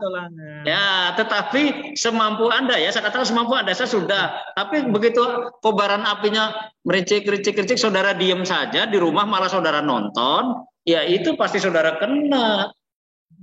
Membayar ganti rugi, malah itu dalam 1354 nanti dibaca aja dah. Nanti dikira saya ngarang-ngarang apa? Iya. Ya. Sekarang begini aja, nggak usah pakai 1354. Ketika terjadi kecelakaan lalu lintas, saya ada di depannya, orang tergeletak, terus saya diem. Oh maaf, saya bukan dokter, saya nggak berani. Terus saya diem, malah saya pergi. Membiarkan seseorang tertabrak lagi. Boleh apa enggak? Nggak boleh. Ya iya, kewajiban kita secara moral itu menolong dulu sekuat tenaga kita. Bisanya hanya mengantarkan sampai rumah sakit, ya sampai rumah sakit. Ya jangan diributkan sama polisi, wah ini saksinya mana, terus ini jangan. Yang penting ditolong dulu. Soal itu nanti terus dituntut, kok rumah sakitnya nggak rumah sakit yang hebat. Yang penting menyelamatkan nyawa, bukan masalah rumah sakitnya kenapa nggak dibawa ke Abdul Muluk. Yang penting di pinggir jalan ada klinik, ada apa, masukin dulu. Karena kita tidak punya kuasa untuk mempertahankan nyawa seseorang. Tapi kadang kan gini, Prof, orang takut jadi saksi kejadian, Prof. Iya, makanya itu yang saya bahas, itu takut jadi saksi ada kesaksian. Makanya posisi saksi itu ditempatkan sebagai saksi ketika dia menolong. Memang orang pada takut udah kayak gitu. Takutnya kan ada apa-apa ditanya, kok bisa kamu bawa kok sampai mati? Justru kita menolong kok. Kita yang jadi tersangka. Nah, malah bukan jadi tersangka, enggak lah. Insya Allah enggak lah. Kita belajar hukum dong, jangan dimain-mainin. Ya kan, hubungan mati itu kan ada sebab akibat. Kalau saudara belajar hukum pidana, ya kan, orang dipukulin di tempat pasar, dia sempoyongan belum mati, karena sempoyongannya menyeberang jalan, ditabrak mobil, akhirnya meninggal. Meninggalnya karena ditabrak mobil, apa karena dia berantem tadi? Tabrak mobil. Iya, hubungan kausalitasnya dilihat. Ketika saudara menolong, sudah terengah-engah, saudara juga terserempet kakinya misalnya, kan bukan karena saudara, tapi sejak awal ada namanya hubungan kausalitas, hubungan sebab akibat matinya seseorang, bukan karena ditabrak mobil yang terakhir, tapi awalnya orang itu memang sudah sempoyongan, jalannya udah susah. Gitu loh, runtutannya kan harus diruntut, peristiwa hukum itu tidak berdiri sendiri. Ya. Nanti saudara jadi hakim, jadi jaksa. Maaf ya, saya ini pernah jadi hakim tahun 87, saudara. Jelek-jelek gini saya pernah jadi hakim. Ya, mengadili seseorang itu berat, tidak gampang. Ya harus tanya, makanya hakim-hakim itu hebat, berpikirnya sangat mendalam, dilihat peristiwa hukum sebenarnya itu bagaimana. Tidak ujuk-ujuk, oh udah ini putus, gak bisa. Ini sedikit lagi, udah 5:30, saya juga belum pulang, masih di kantor. Ya, sekarang kita prestasi nih ya. Nah ini inti, berdasarkan prestasi atau perikatannya. Ya. Jadi prestasi itu apa? Perikatan untuk memberikan sesuatu. Ini isi prestasi, memberikan sesuatu, melakukan sesuatu, tidak melakukan sesuatu. Ini namanya prestasi. Ya, jadi kalau saya utang di bank, membayar itu berarti memberi sesuatu. Ya, kalau memberi sesuatu terus sampai akhir termin terakhir 36 bulan saya beres, berarti perjanjiannya berakhir, perjanjian berakhir karena ada pembayaran. Pembayaran didefinisikan dalam hukum perikatan memberi sesuatu. Ya. Nah, tapi kalau dalam hukum itu begini, karena hapusnya perjanjian salah satu karena apa? Adanya pembayaran. Kalau kuli bangunan itu saya melakukan sesuatu, kuli bangunan itu membuat suatu gedung, ya, memberikan sesuatunya apa? Ya dia melakukan pekerjaan, tapi bukan namanya pembayaran. Dia tidak dibayar, tidak membayar, malah dia dibayar. Bahasa hukumnya, bahasa yuridisnya, lihat di Kitab Undang-Undang Hukum Perdata, hapusnya perikatan atau berakhirnya perjanjian, salah satu karena pembayaran. Tapi pembayaran didefinisikan dalam arti luas, dalam arti memberi. Ya, kemudian perikatan untuk melakukan sesuatu, ini prestasi. Melakukan sesuatu apa? Yaitu tadi saya pesan lukisan kepada seseorang, ya, atau saya pesan bangunan pada seseorang, dia harus melakukan. Nah, itu prestasinya melakukan. Yang tidak melakukan, ya ini lain lagi. Diam ya, kamu kerja di tempat saya, jangan macam-macam ya. Pokoknya kamu masak, minum, masak, bikin ya, tapi jangan melakukan sesuatu. Kamu jangan membocorkan rahasia dagangan ini, nanti mie gue nggak laku nih di luar. Nah, atau di luar ada yang sama rasanya nanti pindah. Nah, ini tidak melakukan sesuatu. Ini prinsip dasar ya. Nah, ya, jadi saudara harus, ini sebenarnya pelajaran S1 lah, tapi bagaimana mengulas di magister hukum supaya bisa memecahkan berbagai kasus yang semakin hari semakin rumit di tempat kita ini, makin rumit, bukan semakin gampang, saudara. Ya, contoh lah ini sebelum saya tutup kuliah ini ya, contoh yang paling gampang. Nah, kelihatan nggak ini PowerPoint saya? Mobil ya, yang saudara pasti lihat mobilnya, orangnya mau dilihat. Padahal mobil itu adalah benda bergerak yang dikendalikan oleh manusia. Ya, kita lihat ya. Nih pembeli, ini penjual. Ya. Mana kreditur, mana debitur tadi nggak usah saya terangkan lagi, ya, nggak usah terangkan. Ketika pembeli ini melihat benda, ini mobil baru loh lah, ini bukan mobil lama lah, mobil lama pusing ya. Kalau mobil lama saya nggak terangin, karena mobil lama itu kelihatannya bagus, dalamannya nggak tahu saya. Ya karena pengalaman beli mobil bekas, nggak pernah beli mobil baru. Nah ini ya, ini pembeli. Pembeli melihat benda yang akan dibeli, ini perjanjian. Penjual selaku debitur kewajibannya nanti menyerahkan kendaraan ini ketika sudah ada kesepakatan. Ya kesepakatan belum berarti lunas ya. Dia nggak melunasi tapi ada pihak ketiga yang melunasi dia. Nanti ada konstruksi hukumnya lagi. Ini ruwet lagi. Nah ya ada pihak ketiga aja sih, nantilah saya lunasin Pak, tenang aja Pak Fakih tenang aja, lihat mobil ini kalau cocok nanti saya yang lunasin, pokoknya Bapak tahu memberikan pembayaran pelunasan kepada saya dengan cara diangsur ya, ingat ya. Nah oke. Pembeli sepakat, oh ini mobilnya ya dengan cc sekian, dengan tahun sekian, masih muda, modelnya bagus ya.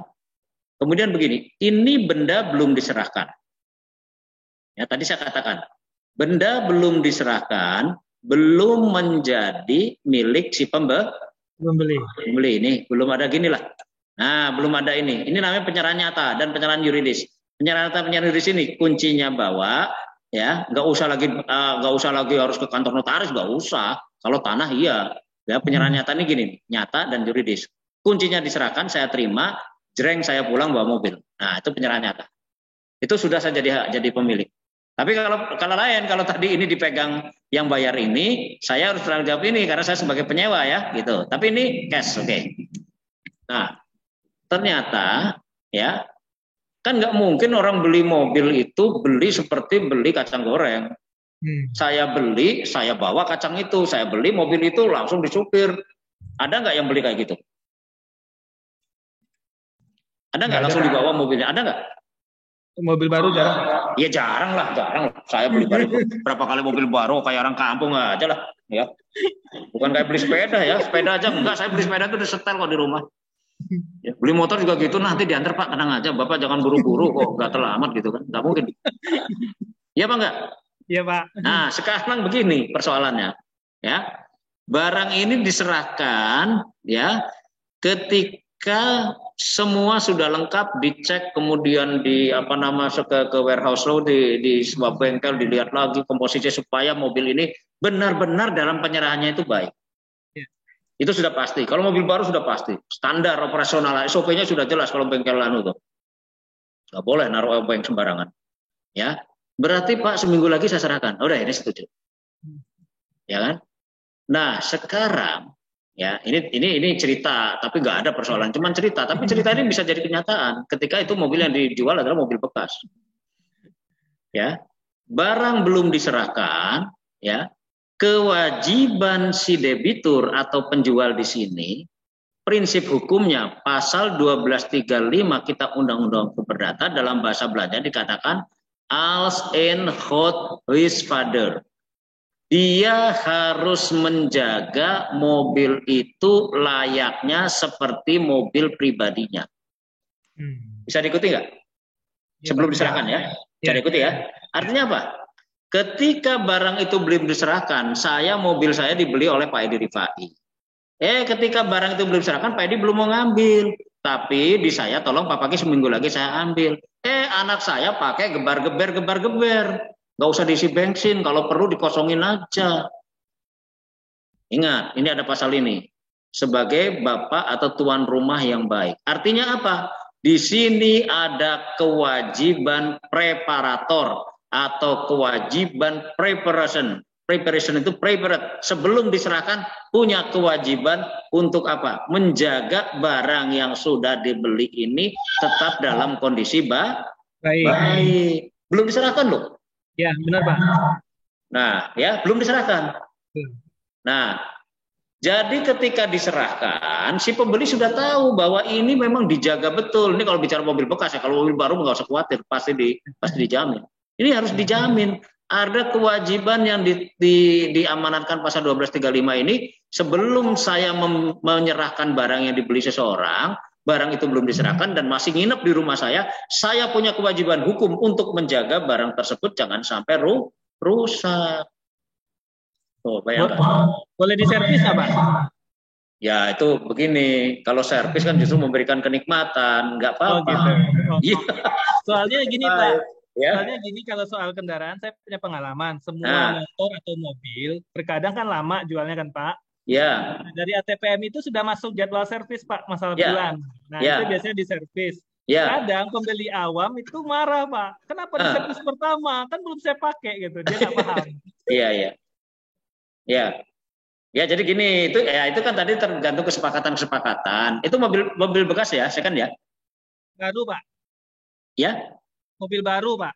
Oh, mobil baru. Ya nggak apa-apa kalau memang sudah jadwalnya kan begini dong. Betul. Kalau pemberi yang paham, itu kan record kendaraan itu kan jadi pegangan dong. Iya, betul. Loh, kalau saya biasa deh beli baru mobil, nggak di sini, nggak di Jakarta, saya biasa beli. Kadang-kadang over kesininya saja 2 bulan saya tungguin kok. Ya, betul. Tapi warehouse-nya saya tahu ketika saya lihat bagaimana penyimpanannya, bagaimana panasan juga disiram pakai air pengawetnya, pakai safeguard lagi supaya mobil itu diserahkan dalam kondisi baik. Betul. Yang bahaya itu gini, membiarkan kemudian mobil ini ada yang rusak ketika diserahkan. Nah, ini yang tidak boleh diamanatkan pasal 1235. Orang bisa menuntut. Gitu loh. Karena gini Pak, kadang orang umum menganggap kalau mobil baru itu kan belum ada dipakai semua fasilitas servisnya Pak. Padahal mobil baru itu kadang sudah sampai waktunya dari pemilik merek itu memang harus diservis meskipun belum paham. Iya. Polemik Pak, ini mobilnya udah dipakai, aku udah diservis. Oh enggak. Jangankan begitu saudara, saya pernah ngambil ya. Ya maaf ini saya bukan hanya cerita aja, saya pernah ngambil itu di Jakarta 3 bulan saya nongkrong di sana. Karena saya nggak sempat, tapi uang udah jadi, bahkan saya cash. Nah. Itu karena saya punya kenalan. Jadi dia katakan, Pak, ini mobil pasti nggak akan saya pakai. Hanya untuk memanaskan.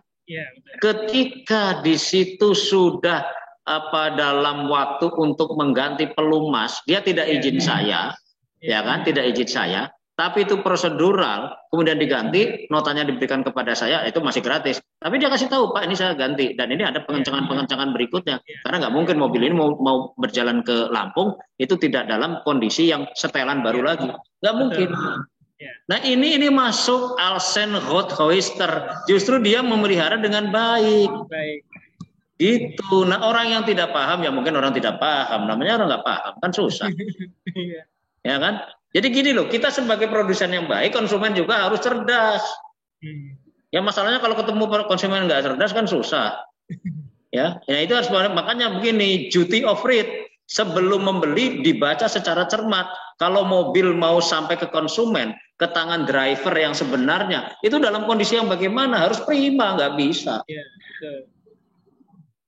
Jangankan gitu Mas, saya aja kadang-kadang bukan nggak percaya sama bengkel, saya kadang-kadang berhenti untuk mengencengin ban lagi, saya takut ada keteledoran. Lo bener, enggak saya ngomong, saya ketika pergi jauh, supir saya turun, coba ban itu dikontrol lagi, meskipun baru keluar dari bengkel. Itu prinsip kehati-hatian. Iya, bukan saya nggak percaya sama bengkel pasti udah kenceng, alatnya elektronik kok, itu kencengannya bukan pakai tangan biasa. Ketika saya mengencengkan, saya harus pakai tangan manual. Ya, jadi menarik belajar hukum itu jangan dilihat bahwa ini kasus besar, tapi dari kecil itu akan menjadi polemik. Asal-usulnya ya begini-begini. Nah, saudara pahami bahwa debitur kewajiban preparator sebelum menyerahkan.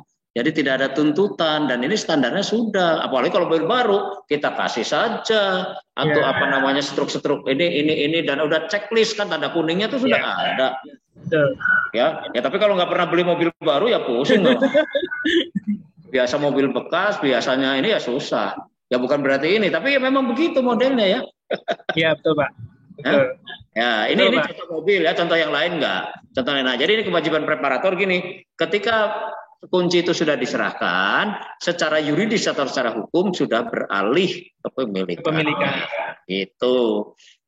Ya meskipun pada prinsipnya ada perusahaan penyewa, ada perusahaan pembiayaan yang membiayai, tapi kita sudah bebas, tidak ada hubungan lagi sama apa namanya penjual. Penjual hanya nanti apabila sebagai autoris atau sebagai dealer resmi, dia akan melayani terhadap servis-servis berkala yang sudah diperjanjikan dalam buku servis. Ya hanya itu, nggak lebih dari itu.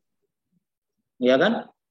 Kan garansinya ada di sana. Itu aja, nggak lebih dari itu. Jadi kalau kita memahami hukum itu, ya harus apa namanya, nggak boleh parsial kemana. Dari urusan bayarnya udah nggak lagi sama penjual udah nggak ada mau tahu, dia dengan pihak ketiga, pihak yang tadi yang namanya skut tanpa haften, ada yang haften tanpa skut. Nah itu ya materinya begitulah ya kira-kira. Nah ini masih banyak lagi kalau mau diinikan. Nah ini ya. Nah sampai nanti kalau saudara belajar lagi ada yang namanya keadaan memaksa atau apa ya, nanti saudara bisa belajar lagi di dalam nah ini ya.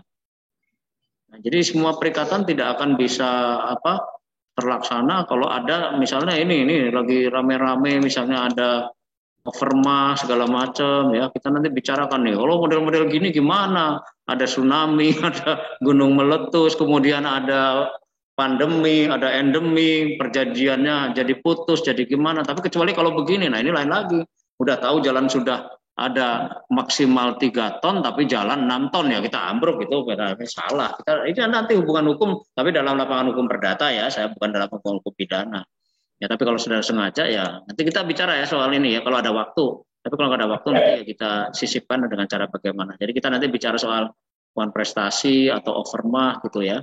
Jadi gini sebagai penutup ya, ketika saya punya utang, ini penutup nanti saudara buat tugas, ya tugasnya saya periksa serius, tapi jangan coba-coba copy paste. Saya mau pakai apa namanya alat pendeteksi terjemahan, pendeteksi kepalsuan, ya. Saya punya utang, ketika saya tidak mau membayar, sama enggak dengan saya tidak mampu membayar? Beda. Beda ya.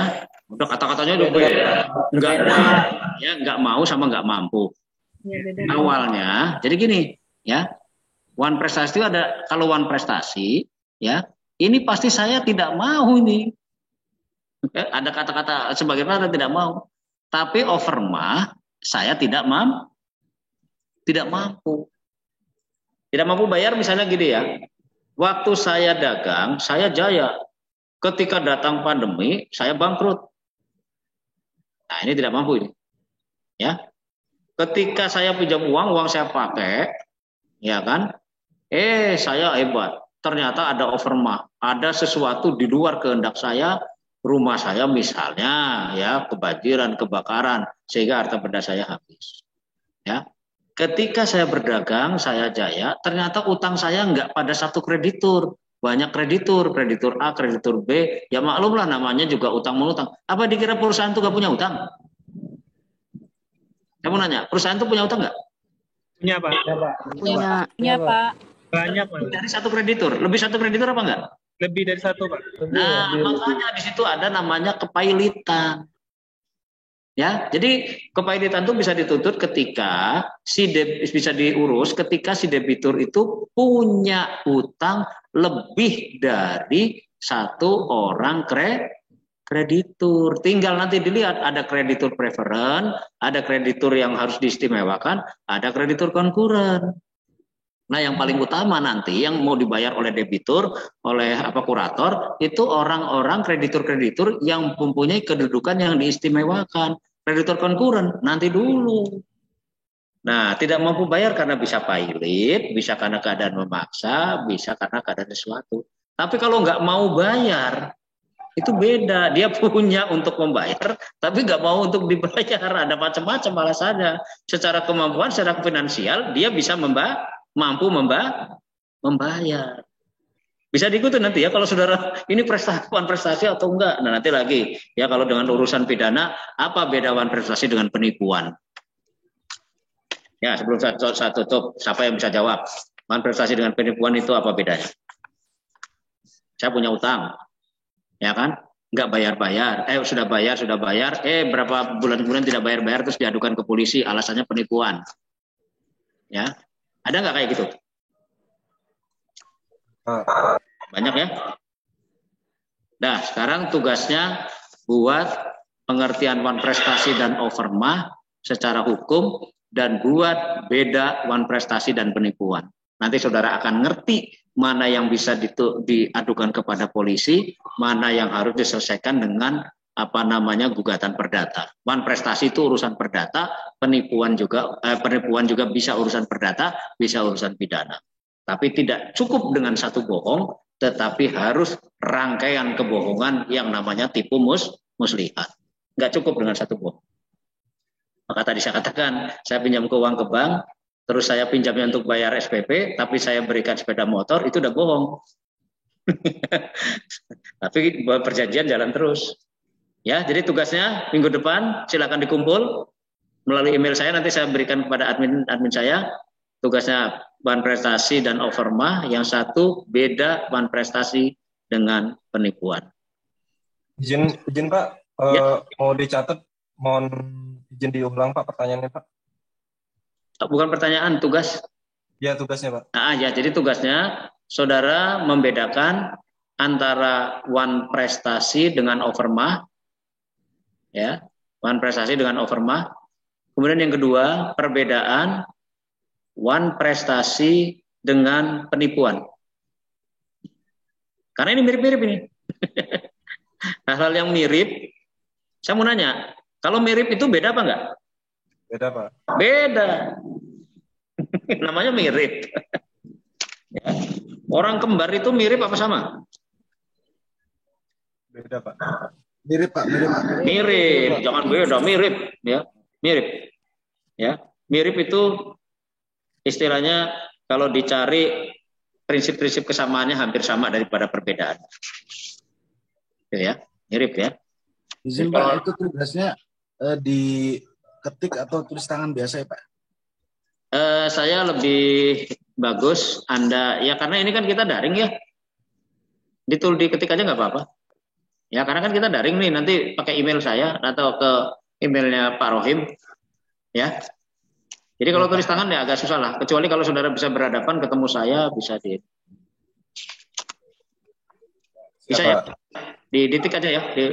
Jadi gini, ada batasan juga. Tidak boleh tugas ini melebihi dari 2 halaman. Cukup 2 halaman aja. Ya Pak. Ya, kalau lebih dari 5 halaman nggak saya koreksi. Lebih dari 2 halaman aja nggak saya koreksi. Nggak mungkin saya bisa baca. Ya Pak. Ya, kalau ada tugas dosen harus 15 halaman, kapan bacanya? Paper Pak biasanya Pak. Iya, tapi kan kapan bacanya? Kalau saya kan kapan bacanya? Tugasnya aja cuma nanyain apa sih beda wan prestasi dengan overmah. Masa saudara mau 10 halaman? Ya. Paling lambat tanggal berapa Pak? Kenapa? Paling lambat tanggal berapa? Minggu depan. Ya, minggu depan ya. Siapa? Ya, itu saja. Ya. Baik, saya cukup sekian ya, saudara. Mudah-mudahan tetap sehat, bisa mengikuti perkuliahan yang lain. Dan saudara tetap bersemangat untuk kuliah di Fakultas Hukum ya. Selamat sukses buat saudara ya. Saya Ria, assalamualaikum warahmatullahi wabarakatuh. Waalaikumsalam. Ya, sama-sama. Terima kasih Pak. Baik, sama-sama.